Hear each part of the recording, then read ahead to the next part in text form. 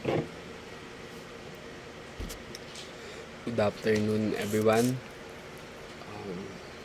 My name is Charles Nonato from BS Cream 43. At ngayon, natasan akong mag-report, mag-video recording sa subject na research kasi sinabi sa akin ng survey na 20% daw yung lumalabas dito. Ayan, may isang oras po ako para i-discuss po ito yung research. Okay, I'm starting with research itself. Ano nga bang ibig sabihin ng research? Pag sinabi nating research, the scientific investigation into or of a specifically identified phenomenon and is applicable to recognizable and undiscovered phenomena. A process of systematic inquiry that entails collection of data, documentation of critical information, and analysis of and interpretation of the data information in accordance with suitable methodologies set by specific professional fields and academics. Okay, kung ating ihimay-himayin, di ba? Scientific investigation, di ba? Pag sabi ba natin investigation, we have seeking the information that we are interested to have gain knowledge, di ba?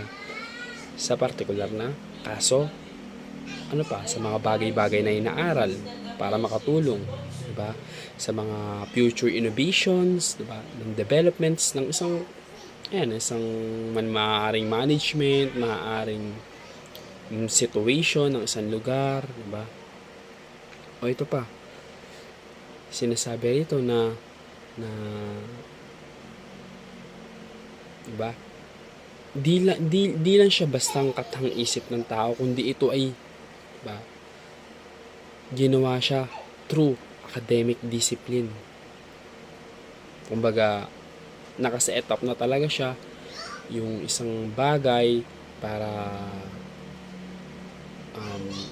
mag-gain ng information, mag-invite ng information para makatulong yung information na yun or research sa benefitable, di ba? Or sa for the welfare ng mga ng development, ng management, di ba, ng organization, di ba? Maging ng ibang practices, di ba? Para ma-improve. The next one is criminological research. Pag sinabi natin criminological research, diba? A careful, systematic body of knowledge in the field of criminology or criminal justice undertaken into discover or establish facts or causation of crime. It pertains to scientific in relation to topic on criminality as causes or criminal behaviors. Dito naman sa criminological research, nagkaroon tayo ng general word, di ba, which is criminological, related sa criminology. Inaaral kung paano nagkaroon, di ba? Ano nga ba yung criminology, di ba? Scientific study, di ba? As crime as social phenomenon. Diba? Ibig sabihin, inaaral din yung sanhi ng crime, mga pinagmulan ng crime.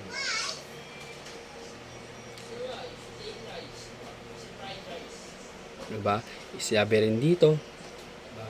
It pertains to scientific, diba, studies in relation topics on criminality, diba? Theories of crime causation.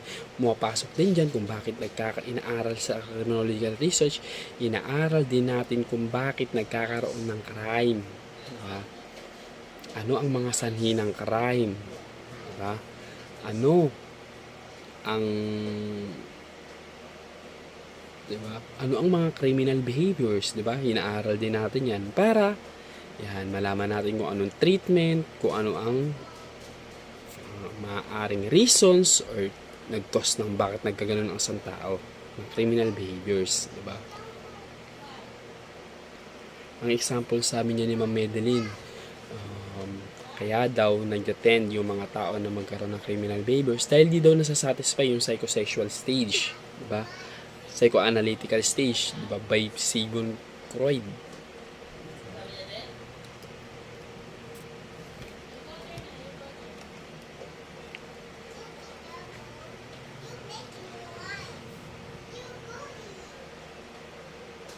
Okay, ulitin ko, research, masyado siyang general and it is specific research, diba? Specific na tong word na to dahil ayan, meron tayong process, diba? Collection of data, documentation of information, interpretation of information, diba? Criminological research again, inaaral natin, diba? Tumutulas tayo ng bagong knowledge about sa crime, sa criminal behavior, crime causation.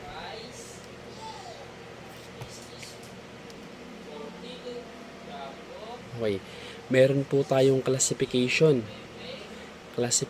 and categories, diba, of research, diba? According to purpose, predictive or prognostic research. Ano ba pag sinabi natin predictive or prognostic research? It has the purpose of determining the future operation of the variables under investigation with the aim of controlling or redirecting such for the better. It proposes to give the result from a specific educational practice and seek establish to close statistical connection between characteristics of the student and prediction of educational outcome. Yan. Ano ba yung mga magandang practical example dito pag ginawa natin yung predictive research? Una, merong changes na dapat na mabago or magkaroon ng improvement sa mga students, di ba? Sinabi kasi dito, tumutukoy daw to sa educational outcome. Ibig sabihin, merong research or research na inaalam sa research kung ano ang pamamaraan para mag-improve ang educational, di ba? Ang educational status ng tao, ang educational ethics ng tao. Diba? Kumbaga, ayan, halimbawa, since dati nagkaroon tayo ng pandemic. Yan, diba? Alam naman natin yan. Dumaan tayo sa pandemic. The predictive or research na maaaring gawin ng tao para maka-access sa learning at mag-continuous learning pa din ay, yan, gumawa po tayo ng mga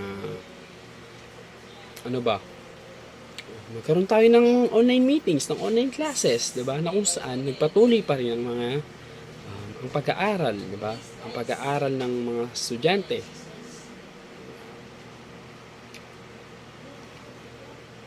The second one is directive research. Pag sinabi natin directive research, determines what should be done based on the findings to remedy an unsatisfactory condition if there's any. Inaaral naman dito kung kung sa directive research, kumbaga direct, ano nga ba ang remedy sa mga unsatisfactory condition? Diba? Halimbawa, ito. In relation din sa educational outcome, diba? Sa education natin. Para maiwasan yung cheatings, diba? In answering the Google Forms na binibigay ng mga prof, meron po tayong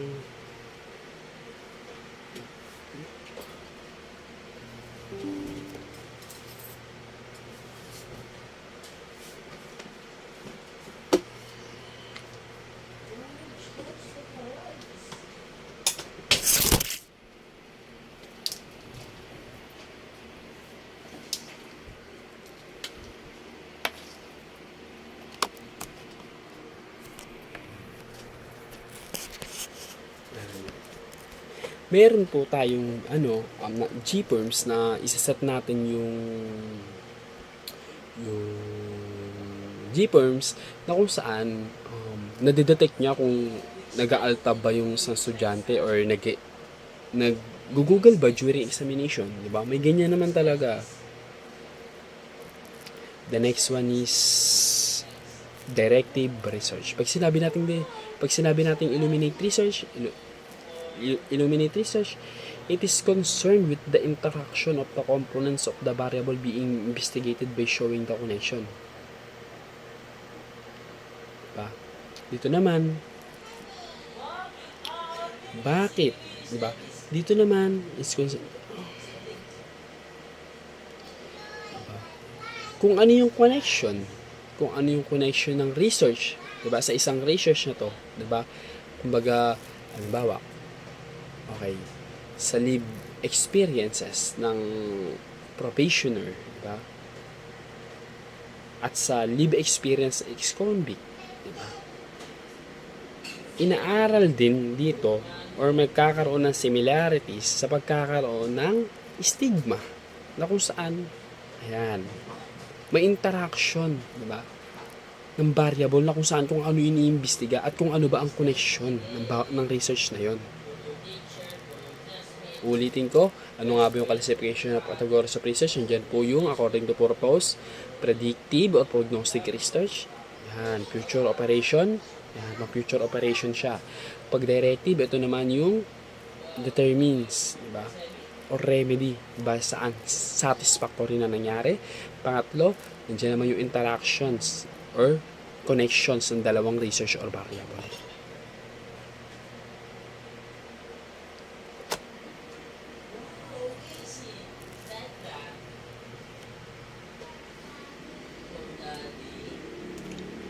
According to goal. Pag sinabi po natin according to goal, yan, nandyan na yung basic or pure research. Babasahin ko po yung definition. Is done for the development of theories and principle. It is conducted for the intellectual pressure or learning. Much of this kind of research has been done in psychological and sociologically.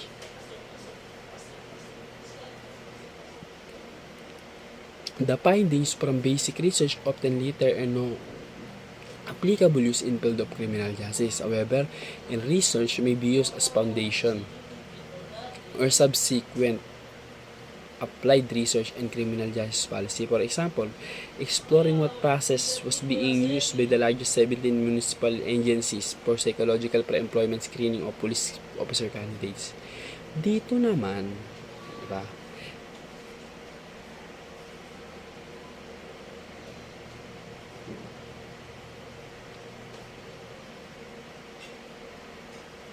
Hindi siya ginagamit for criminal justice, in the field of criminal justice. Diba? But it is applied to research and criminal justice policy. May policy, halimbawa, diba? Exploring what process was being used by the largest 17 municipal agencies for psychological pre-employment screening and police officer candidates, diba? Eto dito, nag-develop sila ng theories, diba? Ng principle, diba? Kung ano yung i-enforce nila dun sa pre-employment screening, diba? Sa hiring, diba? Kung ano nga ba yung i-enforce nilang policies para makapasa yung isang police candidate. Pag sinabi naman nating applied research, it is the application of the results of your research. This is testing the efficacy of theories and principles. It is concerned with the acquisition of new information for the purpose of helping develop the scholarly discipline or field of study in which the research should be conducted. Dito naman, sa applied research naman po, dito na magagamit yung kung ano yung result ng pure research. Kung naging effective ba yung theories and principle na ginamit, di ba? During the psychological pre-employment screening. Halimbawa, kung ano yung questions na kinakandak doon, na binibigay doon. Kung ano yung process, di ba? Na kung saan magiging effective ba siya or magiging Rason ba siya para maging nasala, di ba? Nasalaan, parang sinala yung mga employees na nag-a-apply, parang, di ba? Mga applicants nila in short. Ito pa, in addition, it is concerned with the acquisition of new information for the purpose of helping develop the scholarly discipline, di ba? Dito naman, nakaka-acquire tayo ng bagong information para saan? Di ba? To the applied, to the practice, to the experience, and to know the result, the outcome, nagkakaroon tayo ng bagong information or knowledge para magkaroon pa ng mas malawak na kaalaman or discipline sa kung anong pinag-aaralan or kung ano yung kinakandang nating pag-aaral. And when it comes to our multipurpose research, for example, level of job satisfaction from basic perspective. The data may simply describe how officers perceive satisfaction with different aspects of their job, becoming descriptive in nature. However, the same findings could be used to elevate the policy agency by examining those areas where satisfaction is the lowest and leading to efforts to determine how to improve their areas. Yan. Dito naman, yan, parang ito na yung evaluation. Dito na mangyayari ang evaluation dahil inaalam, 'di ba? Inaalam ng isang organisasyon mula sa mga tauhan doon o mga officer doon o employees doon, 'di ba? Kung ano nga ba, 'di ba? Yung satisfaction ng trabaho, 'di ba? Na ginaganapan nila. Dinidescribe din nila kung gaano kahirap. Dinidescribe nila kung madali ba. Dinidescribe nila kung stressful ba. Ganyan po ang pag-aaral.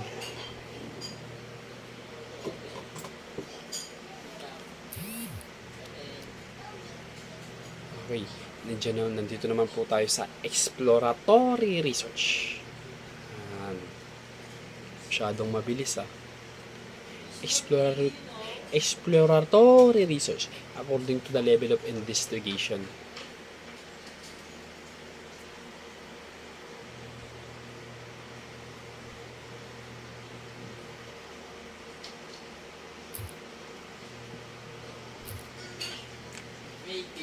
Exploratory research. Pag sinabi natin exploratory research, the researcher studies the variables pertinent to a specific situation. It is designed to describe an existing problem situation and examine the underlying factors that contribute to the emergency of the problem, the nature of which is not well known. This type of research is loosely structured but valuable methodological study. Dito naman sa exploratory research, nag-research pa sila para mag-explore, diba, ng kaalaman sa isang field. Diba? Ang pag-aaral daw ng exploratory research ay structured, ibig sabihin may process kung paano nabuo, may fundamentals, diba? May prinsipyo, may principle.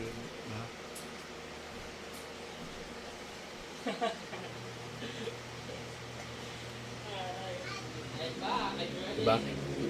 Ginagawa tong exploratory research, diba, to describe an existing problem, situation, diba? At aalamin yung mga factors, diba, kung ano yung sanhi ng problema, diba?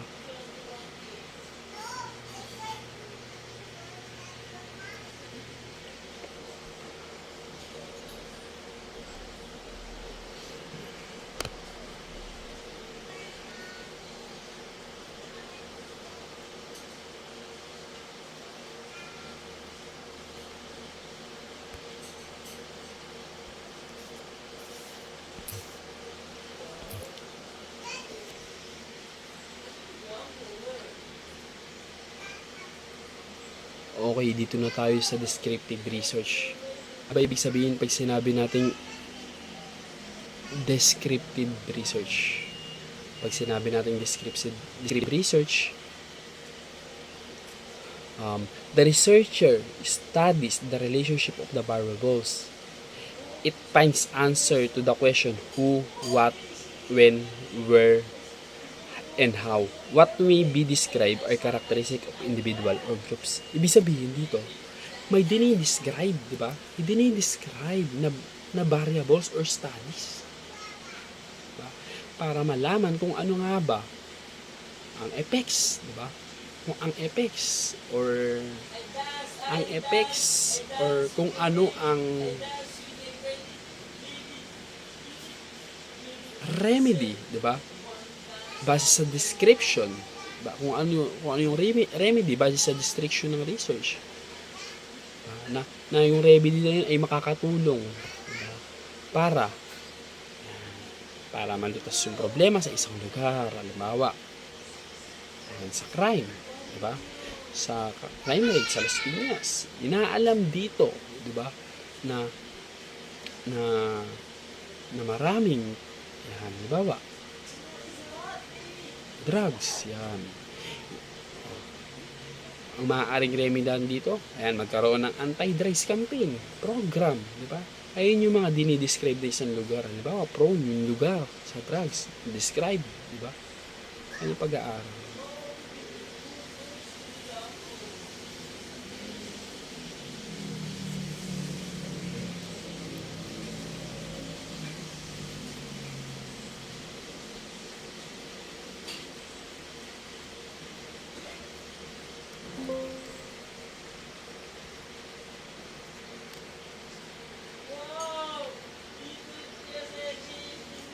Yan, nandito na tayo sa exploratory research, ay experimental research. It studies effects the variables of each other. It involves the administration of research stimuli to participate in a controlled environment. Ibig sabihin, yan, meron dalawang variables na pinaghahambing. Diba? Dalawang participant na pinaghahambing. Okay. Base sa explanation sa amin ni Sir Morben, ganito yung in-explain sa amin ni Sir Morben yung nagano kami sa research.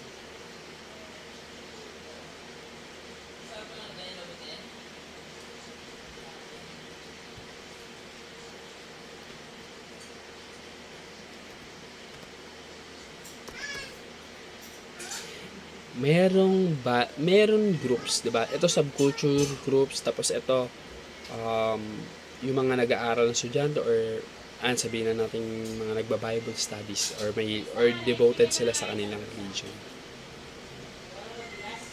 Ito sa isang environment, inaalam kung sino ang mas mabuti, yan, kung sino ang mas okay yung behavior, character. In-experiment natin to, may experimental na natin. Ito, both, diba? Ito may subculture, pero ito may subculture din. Subculture, nagiging part sila ng subculture. Ito, ang talagang buhay religyoso, buhay baka Diyos, buhay Diyos talaga, na kung saan ayun lang yung ginagawa nila, walang any other na iniinom, walang alak. Both are performing their task in the work, diba? Workplace. Etong mga walang bisyo, etong mga nag-aaral lang, diba? Aral, diba? Walang inom, walang bisyo. They are, diba? Okay. And this one are laging umiinom gabi-gabi, diba? Nalilate sa work, diba? The experiments between the two are, diba, not same because of their routine, na kung saan may experimenting na nangyayari base sa result na kung ano ang performance sila sa trabaho, diba? That's what we experiment variables, diba?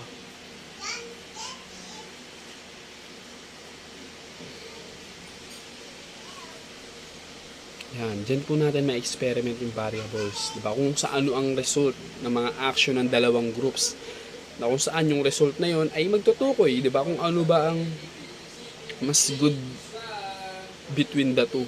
Diba? Kung ano yung mas kaaya-ayang may ginawa. Sa exploratory research naman, instead of exploratory naman, instead of answering questions such as what is, are, or how, exploratory research answers why questions. Bakit? Yan yung sinasagot niya lang, bakit? Bakit kaya? Di ko alam talaga ito yung explain. Si survey na bahala dito mag-explain. Mamaya na, labas mo na, labas. Sebi, nagkalat ka na naman, be.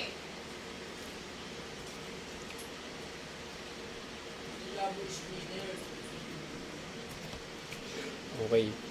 Dito naman tayo sa types of analysis. Pag sinabing analytical research, the researcher attempts to identify and isolate the components of the research situation. Dito naman, diba? Sa isang research, diba, inaalam ng isang researcher, diba, ina-identify yung situation, ina-isolate, diba, yung mga bagay na nakapagpapabigat sa isang research, diba, sa isang development ng isang organization, diba, or something na studies. Ina-analyze dito yung mga cons, di ba? Yung mga cons na actions ng mga ginawa ng mga tao or circumstances, di ba? Or hazards na maaaring, di ba? Maaaring yan nga. Maaaring makapaglubog sa development or maka-hindrance, di ba? For their organization's attainment of objectives, di ba? Yan, ina-analyze na nila yung mga bagay sa research. Ina-analyze na nila yan para, ayan, tuloy-tuloy yung developments, tuloy-tuloy yung organization, diba? Ng situation. Nandyan din naman ang holistic research. Paano ba pag sinabi natin holistic research? Pag sinabi po natin holistic research, begins with a total situation, focusing attention on the system first and then on maternal relationship. Sa holistic research naman, yan, napaka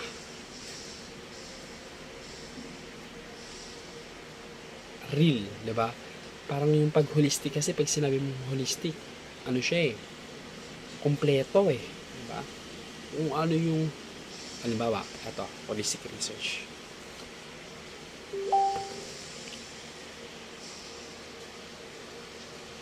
Hindi ko siya kaya i-explain. Teka lang po, i-research ko.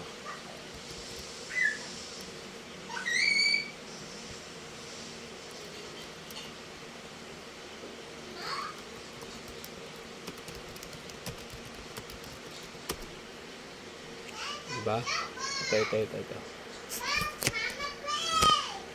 Holistic research, diba? Sabi dito na, it is a methodological philosophy that studies complex system as unified, interconnected wholes rather than breaking them down into isolated parts. Ano nga ba yung example niyan? Example ng holistic research, diba?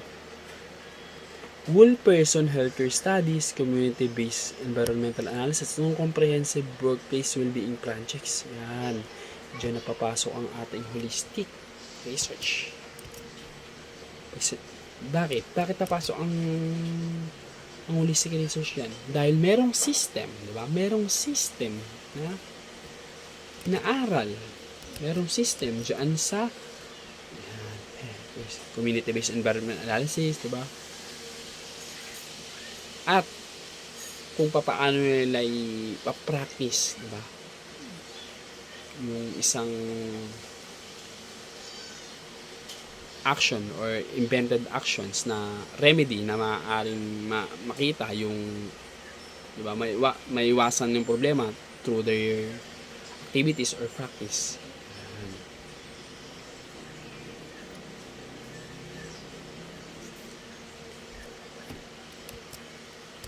The next one is according to scope. Already at 30 minutes. Sana makarating ako doon ng 3:30. Makapagkapirma ako kay Ma'am Shelby, kay Sir Ben, pag okay na tong video at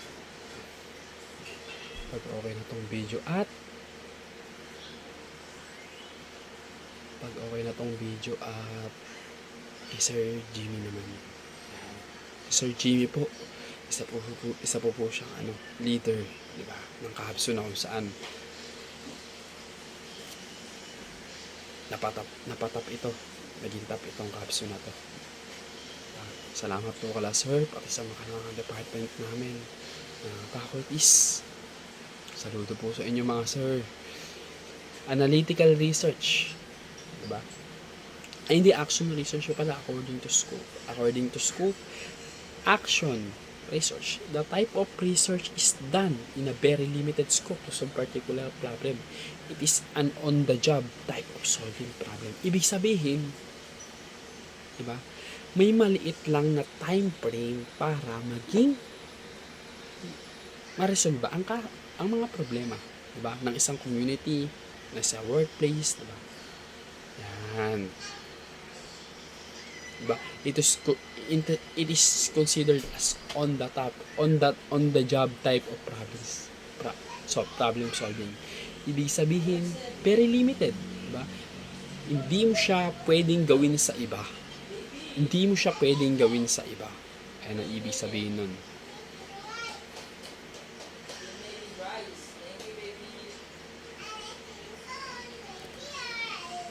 Diba? Meron lang talaga siyang specific areas na kung saan doon muna siya pwedeng gawin.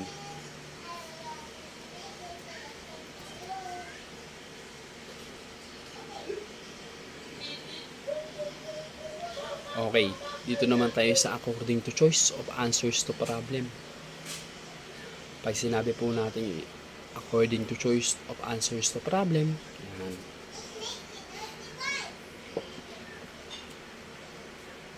Evaluation research.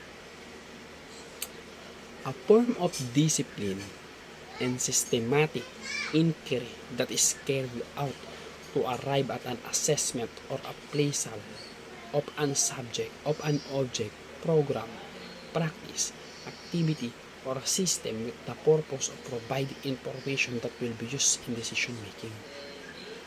Dito naman, yan, isa po itong form of discipline, di ba?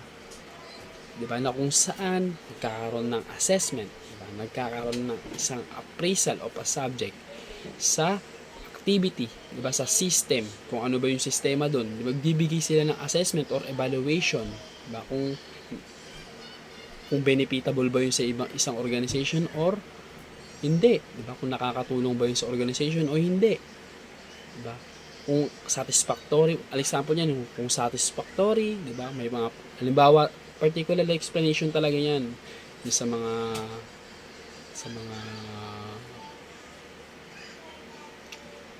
halimbawa, ako, nagkanta ako ng research tungkol sa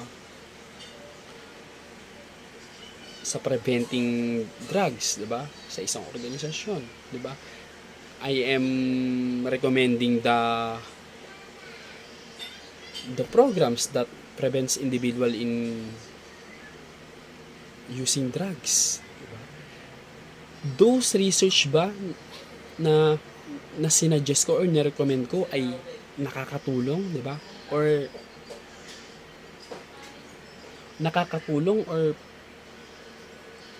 talagang may impact ba sa community para maiwasan yung paggamit ng droga?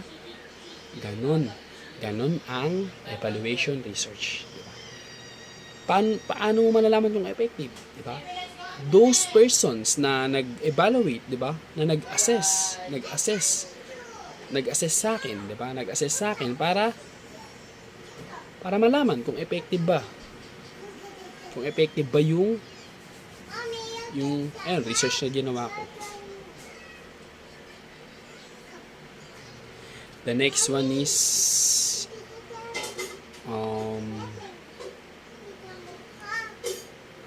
developmental research. This focus is on finding or developing more suitable instrument of process that has been being available. Diba? Pag sinabi natin developmental research, this focus on finding or developing more suitable instrument process that has been. Ibig sabihin, yan, nagkakaroon na tayo ng instrument, diba? Suitable instrument. Diba? Para yung problema na nag-exist ay masolusyonan. Ayun lang naman talaga yan. O ano ba yung mga typical example niya ng more suitable instrument? O ito, diba? Sa isang place, sa isang lugar, prone na daw ang crimes against person o mga pagnanakaw. Diba? Dito sa developmental research, yan, nagkaroon tayo ng innovative thinking na kailangan nating maglagay ng mag-attach ng mga CCTV cameras, di ba? Kung saan yan, may iwasan yung crimes against person, di ba? And this happen the development occurs surely na kung saan maiiwasan na natin yung crimes against person sa lugar na yun. The next one is according to statistical content. Paano ba pag sinabi natin statistical content? Quantitative research. Pag sinabi natin quantitative research, yan, is one in which empirical statistics are utilized to determine the result of study. In this study, can represent to numerical value. Yan. Diyan na pag quantitative, yan. Example, diyan yung mga assessment, level, yan. Ayun na yung mga, for example, ng quantitative research kung saan, yan, inaalam sa isang place kung iilan, di ba? Kung iilan ang and the quantitative research also utilize the open close questions, diba? Close-ended question ibig sabihin yan, it is answerable by yes or no, diba? The example of quantitative research, yun yung level of ganyan, assessment of ganyan, assessing, yan. Dito na po tayo sa qualitative research. Pag sinabi natin po qualitative research, ano po ba ibig sabihin yan? The qualitative research, the use of quantity or statistic is practically not utilized. Descriptive data are gathered rather than quantitative data. In this study, concept are viewed as synthesizing ideas or terms to enhance our understandings. Diba? Yan. Nag-qualitative po ako sa aming research. Yan. Kaya alam ko po ito. Diba? Salo na pag binanggit dito yung synthesizing ideas or terms that enhance our understanding, ibig sabihin kasi niyan, kaya nangyayari sa mga researcher yan dahil through the interview guide questionnaires, di ba? Through personal interaction, through personal interview, di ba? Mas nalalaman ng mga researcher na kung ano yung na-experience ng isang subject or ng respondent, diba? Sa isang bagay, halimbawa sa akin, live experience sa probationers, diba? Nalaman ko sa probationers na mahirap pala talaga nang dumaan sa probationers dahil makakaranas ka ng social stigma, makakaranas ka ng mga iba't ibang problema dahil sa makawalan ng trabaho, diba? Ayan, diba? Kung gaano ba sila na nag-report, kadalas nag-report sa probation officer nila, diba? At kung paano sila, diba, mamuhay, diba, o or serve yung community-based program or yung probation sa isang community. Yan. Live experiences. Diba? It's all about live experiences pag sinabi natin qualitative research. We have also the mixed research. Diba? Mixed research. Ibig sabihin ng mix. There is a combination of quantitative and qualitative. Yan.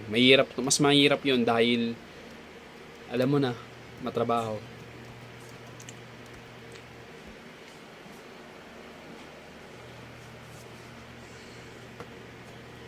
It's about 40 minutes. Yan.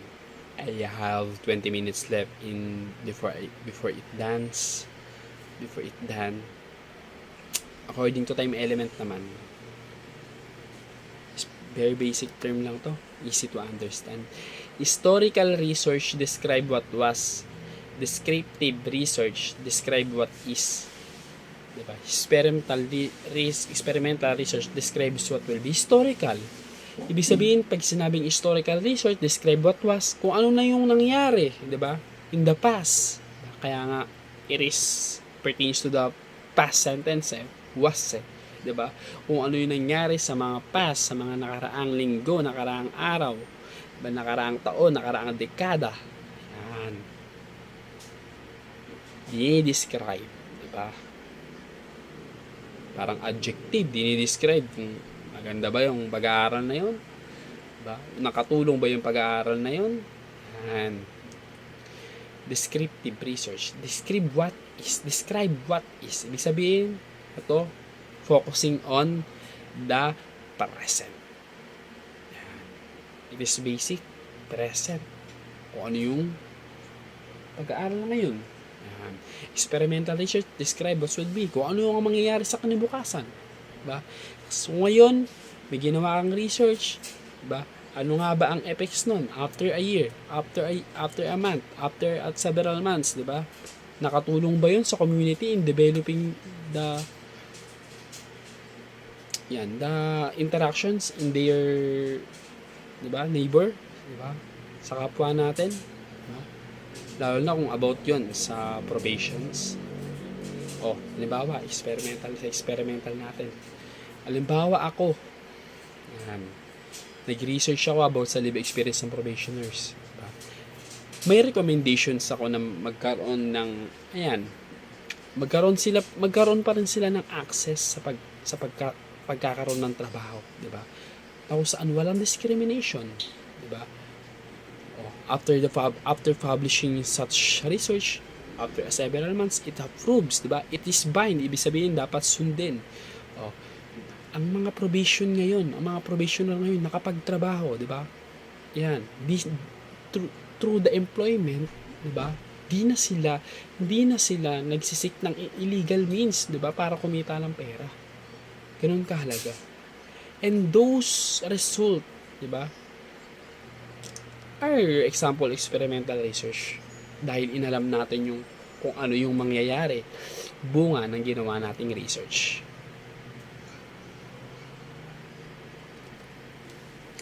The other one, parts of research is abstract. Ayan, nandiyan na, nakalimutan ko yun Abstract. May sinabing abstract. Parang di mo nakahawakan. Abstract is a short summary of your completed research. It is intended to describe your work without going to great detail. Ibig sabihin, nandiyan na yung yung mga part ng research natin. Nandiyan yung introduction, yung IMRAD, yan. IMRAD. Introduction, ano ba yung M? Methodological studies, recommendation, diba? Summary of study. Ano ba yun din nun? Nakalimutan ko yung, di ba sa IMRAD yun? Research introduction, presents your topic, this provides background and details your research problem. Yan, kung ano yung topic mo. Bawal dyan yung sarili mo lang na kung ano lang yung perspective mo. Kailangan talaga i-research mo yan. Tsaka pag gumawa ka na talaga ng introduction, hindi mo na isasama dyan yung yung dictionary. Bawal siya sa bawal mo kunin yung sa sa dictionary, kundi dun lang sa mga existed research studies. Wow. Amazing. Pag literature review, it is an act of browsing literature, book, research, journal articles in the internet. A comprehensive summary of previous research on topic. The literature reviews surveys scholarly articles, book, and other sources relevant to particular area of research. Halimbawa, yung research ko, diba, live experience of probationers. Yung mga relevant sources nun ay ang mga pag-aaral din tungkol sa probationers. 'Di ba? Meron tayong dalawa niyan, literature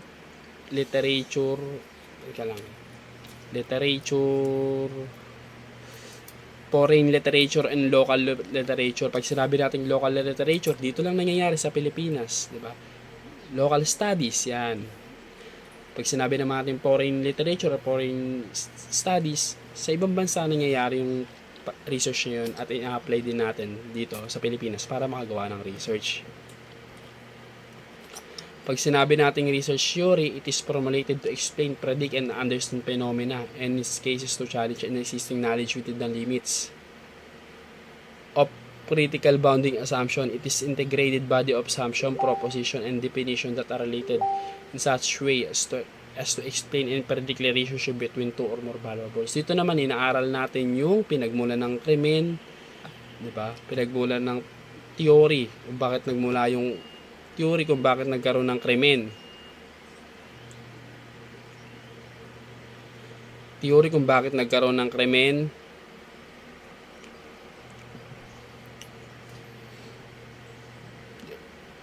Kung ano yung definitions, 'di ba, ng theory na 'yon, kung bakit. Theoretical framework naman. Pag sinabing theoretical framework, it is the structure that can hold or support a theory of a research study. The theoretical framework introduce and describe the theory that explains with the research problem under study exists. Pag sinabing theoretical framework, ano nga ba yung mga teorya na related sa research mo? Diba?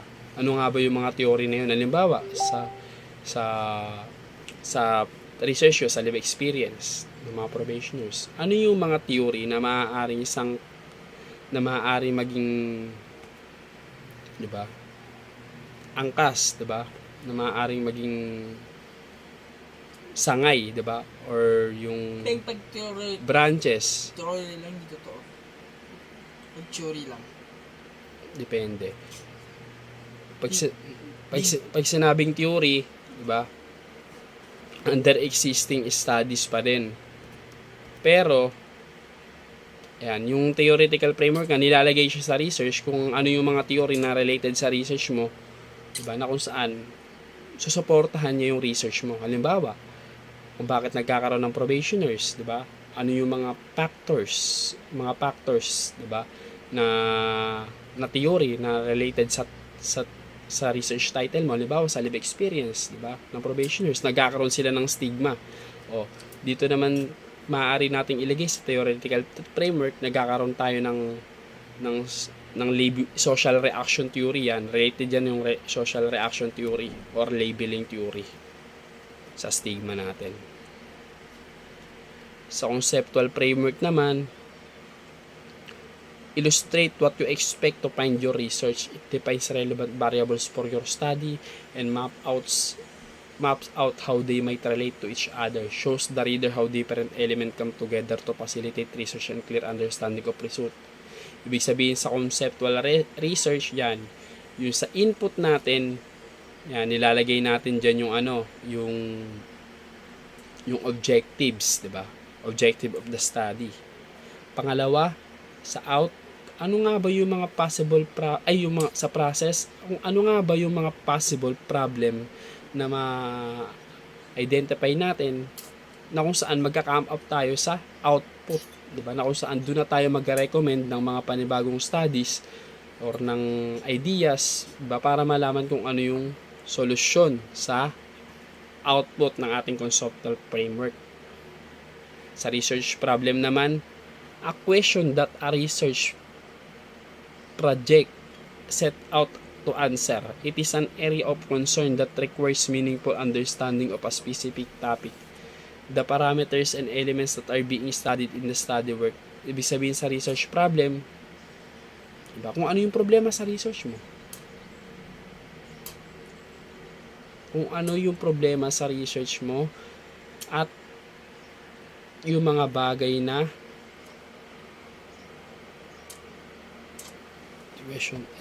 mga problema sa research mo na may mas malalim pang pangunawa, 'di ba? Na kung saan magkakaroon ka dito ng ng answers, 'di ba? Kung yung problem na yun easily to manipulate or easily to solve. Yan. Significance of study, it is a written statement that explains why your research was needed. It's a justification of the importance of your work and impact it has in own research field, its contribution, new knowledge, and how others will benefit from it. Ibig sabihin ng significance of study, gaano ba kalaga yung pag-aaral mo o yung research mo?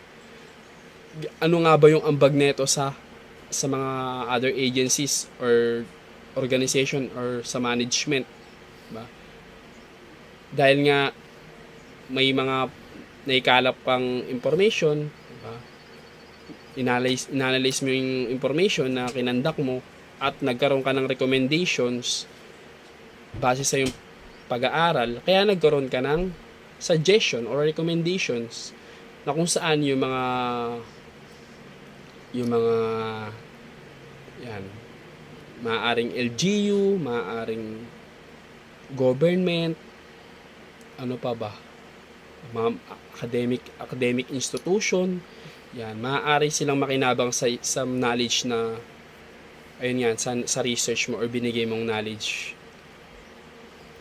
Limitation of study are those characteristics of design or methodology that impact or influence. Ibig sabihin, kung ako, magkakandak ako ng research sa IMUS, yan. Within the IMUS area lang din ako mag-research, magkakandak ng interview. Diba? Hindi na sakop yung taga Bacoor, hindi na sakop yung taga Dasma. Ibig sabihin, limitation lang ng study mo. Hanggang saan ka ba?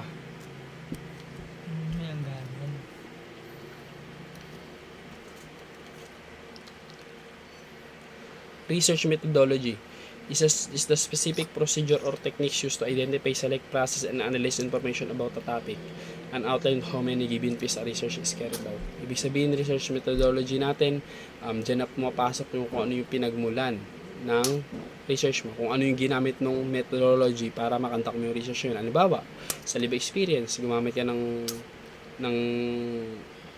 phenomenological, yan, ng ano pa ba yun?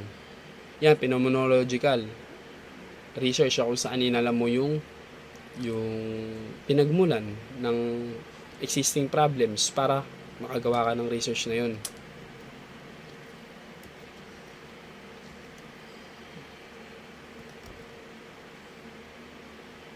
Diyan din papasok yung mga summary of the study sa research methodology natin.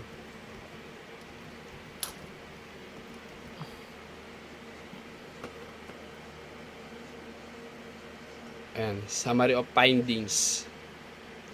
Pag sinabing summary of findings, is a piece of writing that offer a detailed overview of the study with the key findings. Ibig sabihin ng summary findings, summary, parang binuod na yung mga pag-aaral, pinag-aralan mo o nakuha mong pag-aaral mula chapter 1 to 5. Yan, summary of findings yan.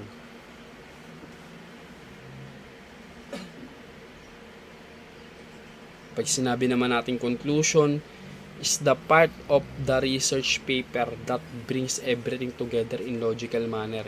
It is where you wrap your ideas and leave the reader with a strong final impression. Ibig sabihin sa conclusion, yan. Kumbaga meron ka ng body at introduction. Sa conclusion dito, nilalahad mo kung ano yung natutunan mo sa research na yun after conducting your research or Yan, after gumawa ka ng research, ano yung natutunan mo sa research na yun? Ayun yung part ng conclusion. Dito naman sa recommendation, sinabing recommendation, critical suggestion regarding best course of action in a certain situation.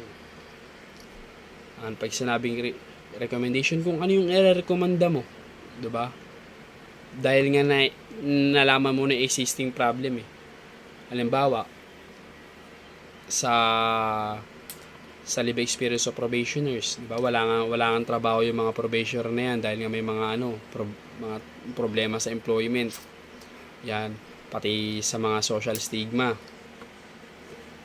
Ayan, pwede kan nag-recommend ako ng nag-recommend ako ng no discriminations, 'di ba? Towards sa mga probationers at 'di ba na ayan, wala silang pinagkaiba sa other employees na nag-a-apply din na hindi nag-undergo sa probation. Ayun yung maaaring recommendation natin, di ba? O maaari ding maging future use yun. Diba? Para mas maintindihan pa ng madla or ng academic institution na mas okay yung recommendation na yun. Sa references, pag sinabi natin yung references, consists of list of literature, books, research, articles being cited in your study. It allows you to acknowledge the contribution of other writers and researchers in your work. Ibig sabihin natin sa references, yan, ililista natin. Ililista natin kung ano nga ba yung pinagmulan ng ating mga nilagay sa research mula sa chapter 1 to 5. Including our review of literature. Diba? Malalaman din natin dito sa references kung sino-sino nga ba yung mga proponents, diba? Or nag-propose ng mga ganitong pag-aaral.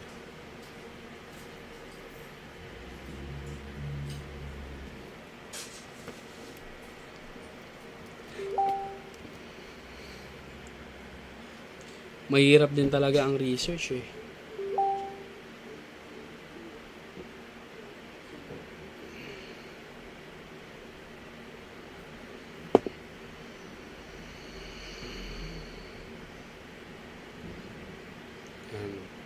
References. Yan, may mga types yan. Sana pag may mga techniques yan kung ano yung ilalagay mo sa kung ano ang ilalagay mo sa research mo pag maraming authors, pag dalawang authors, pag isang authors, 'di ba? May mga technique yan sila. Hindi technique, may talaga, format talaga. Kumbaga APA format. Yan, APA format ang ginagamit natin. 20th generation ba? Kalimutan ko. Pag sinabi naman nating appendices, it contains supplementary material that is not essential part of the text but itself which may be helpful in providing more comprehensive understanding of the research problem. Ano nga ba yung mga naging appendices namin dyan? Nandyan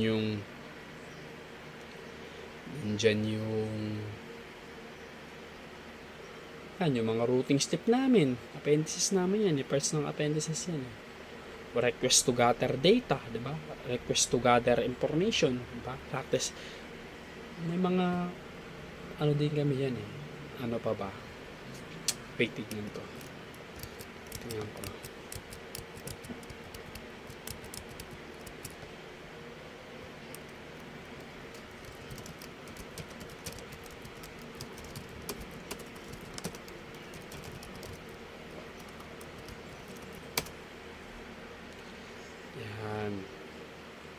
Nandiyan yung mga questionnaires, di ba? Nandiyan yung mga questionnaires natin eh.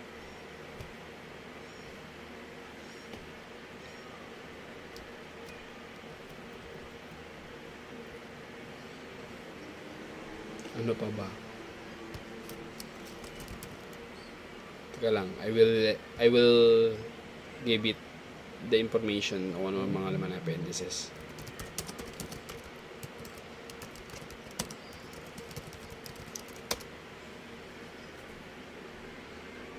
Yan, ayan, nandiyan na yung research instrument, di ba? O, maaari din natin maging mga appendix yung letter, di ba? To conduct a research, di ba? Letter to gather information. O, validation of research instrument, valid ba yung ginawa mong questions, di ba? O, kung may statistical computation o pag quantica, ang curriculum vitae, yan yung mga, alam mo na, resume natin. Ano pa ba?